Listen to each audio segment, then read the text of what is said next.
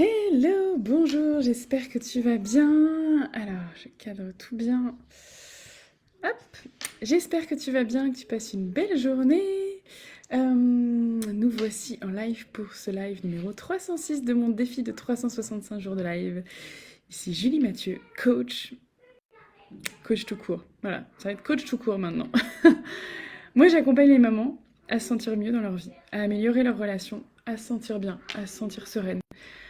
Et puis, si elles le souhaitent, si elles développent leur propre entreprise, leur business, que ce soit sur les réseaux sociaux, en ligne, je suis là aussi pour les accompagner avec mes charmantes et merveilleuses collègues Emma Aubry et Amélie Lemay.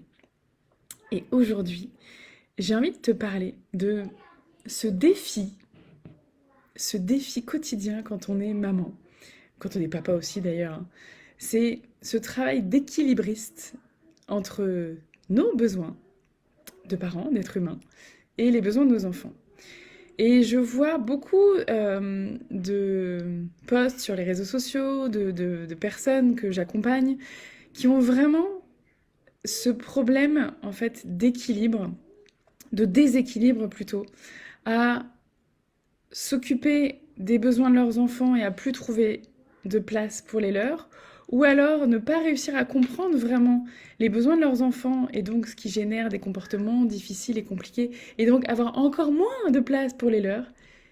Et je pense que c'est vraiment un défi et quelque chose qui impacte énormément sur nos relations avec nos enfants, sur nos relations de couple aussi, parce que quand c'est tendu avec les enfants, mais forcément, c'est un peu tendu dans le couple. Et ça impacte sur tous nos domaines de vie, en fait. Ce qui, moi, m'a aidé dans mon parcours de maman, déjà, c'est de comprendre.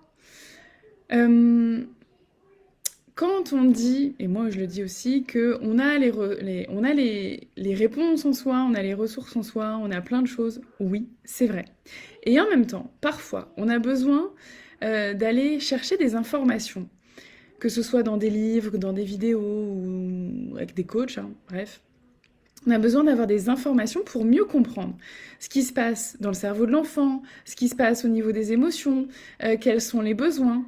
Parce qu'en fait, c'est des choses qu'on devrait normalement avoir en nous, mais à force, c'est-à-dire de génération en génération, on s'est tellement déconnecté de nos besoins physiologiques, de nos modes de fonctionnement, de l'expression de nos émotions qu'on ne sait plus.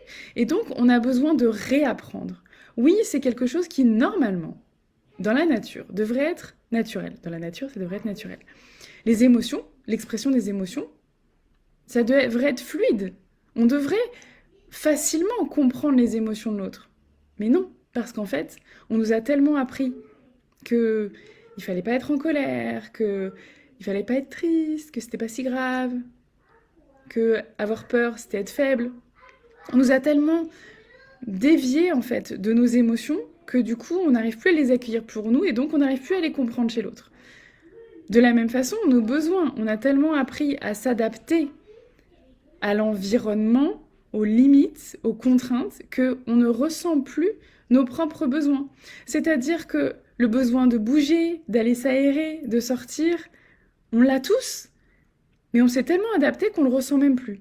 Le fait de ne serait-ce que être dehors et enlever ton manteau parce que t'as trop chaud, mais des fois tu le fais pas parce que non, il fait pas beau. Donc t'enlèves pas ton manteau. T'as trop chaud? Oui, mais il fait pas beau. Donc on t'a appris que s'il faisait pas beau, fallait garder ton manteau. C'est ce qu'on transmet tous les jours à nos enfants. Donc, oui, on devrait, initialement, on est conçu pour sentir tout ça à l'intérieur de nous. Le problème, c'est qu'on a désappris avec nos habitudes, avec notre éducation. Ah, coucou Martine. J'espère que ça va. Et à force de désapprendre, du coup, on a besoin de réapprendre. On a besoin parfois de retrouver des informations sur qu'est-ce qui se passe. Qu'est-ce qui se passe pour mon enfant? Qu'est-ce qui explique son comportement? Quels sont ses besoins? Qu'est-ce qui se passe pour moi?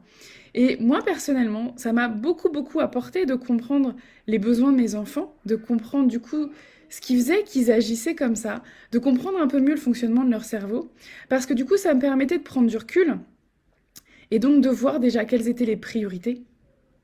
Parce que parfois aussi,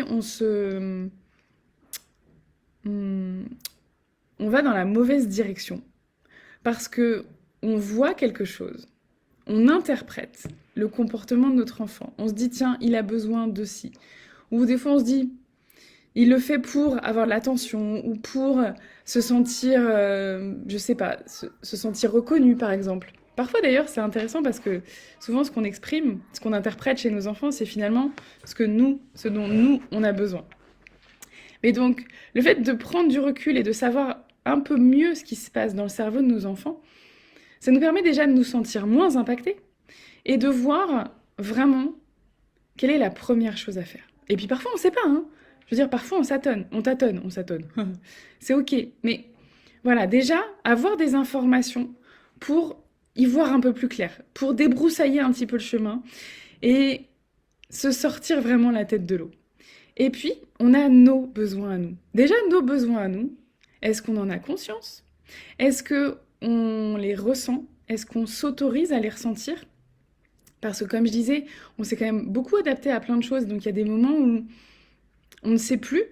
C'est-à-dire que on ressent de la fatigue et du coup on va manger quelque chose, on va grignoter, ou on va... J'ai ma fille, j'ai mes filles qui sont là. Ça s'entend, hein, le je vais faire pipi.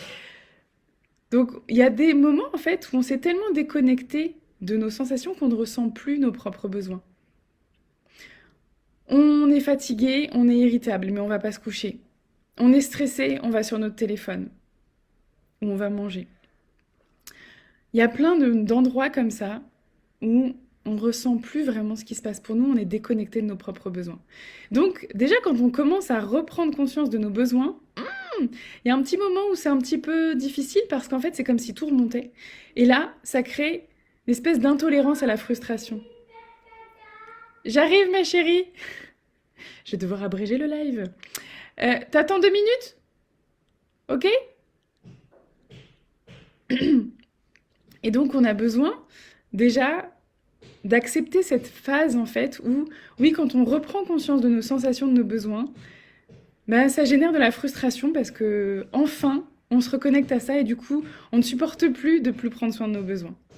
Et puis après ça, quand on est un peu plus apaisé, on arrive à trouver un équilibre qui n'est pas toujours facile et qui n'est pas toujours stable.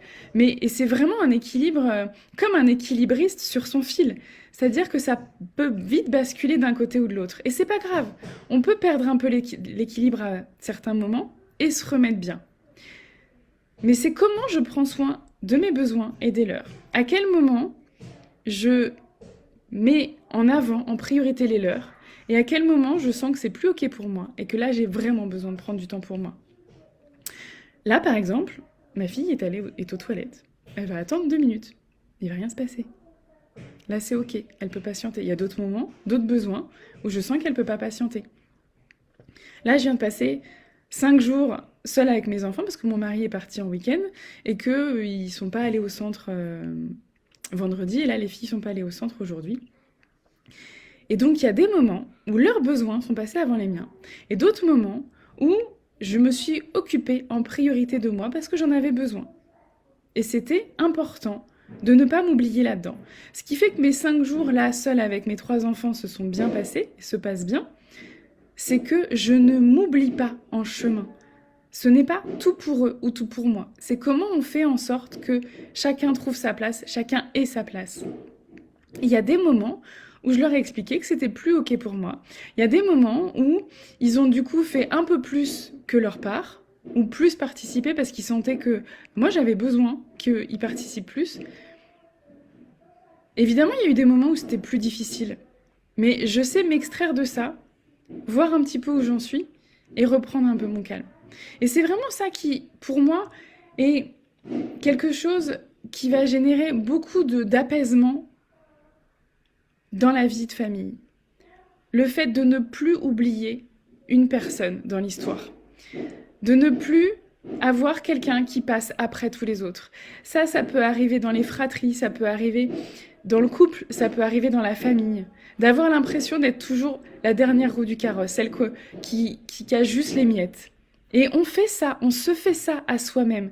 C'est-à-dire qu'on a appris ça étant enfant, de se contenter des miettes, de ce qui reste, Et on reproduit ça étant adulte.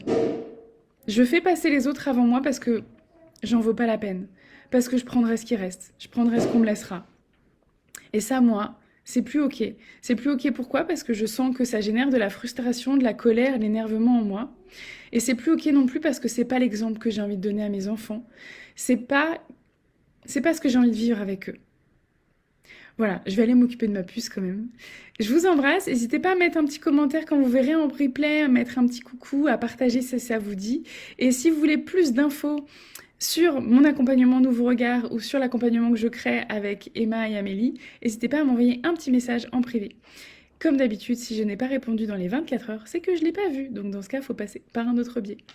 Je vous embrasse et je vous dis à bientôt. Ciao!